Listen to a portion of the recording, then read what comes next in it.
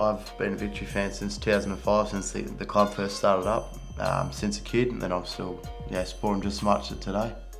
I don't attend games anymore. Banned for I was banned for 9 years. It's down to 7 now.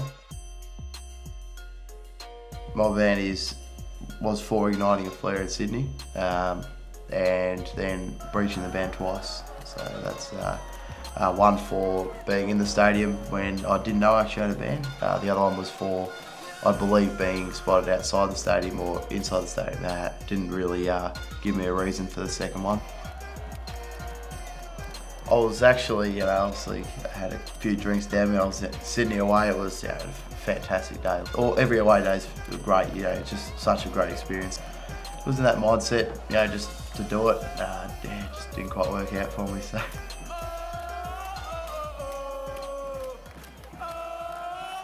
Under the rules, it is wrong, and I knew it was wrong. But the general belief is you should be able to. That's the general belief.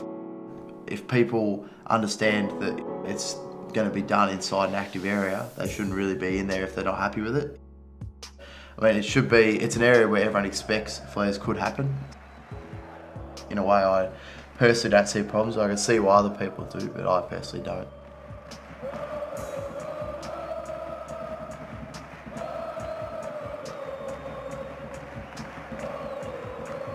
Now, the Football Federation's asking for new laws to restrict the sale of flares. We certainly had a few set off the other night. I think there's been 145 in the past year at soccer, 12 the year before. I mean, this is a problem, clearly. Yeah, big increase in the amount of flares being let off at these events, and they are an ugly blight as well as being dangerous, obviously, to people when they are set off.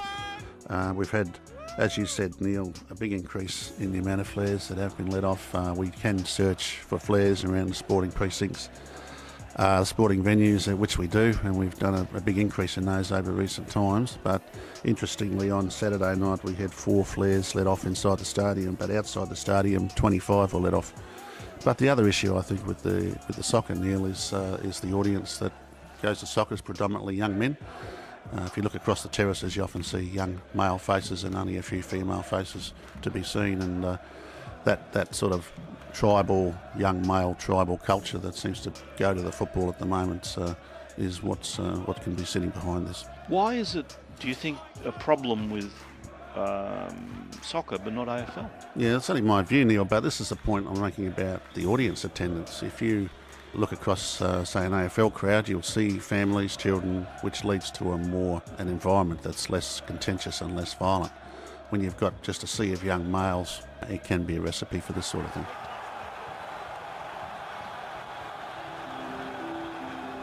There's some generally that argue they're troublemakers. There's a lot out there that have been wrongly accused and they haven't been able to appeal their ban. So if they've been assumed to have done something, they just get that ban straight away. There's nothing they can do. Once it's handed out, that's it. That's all you get.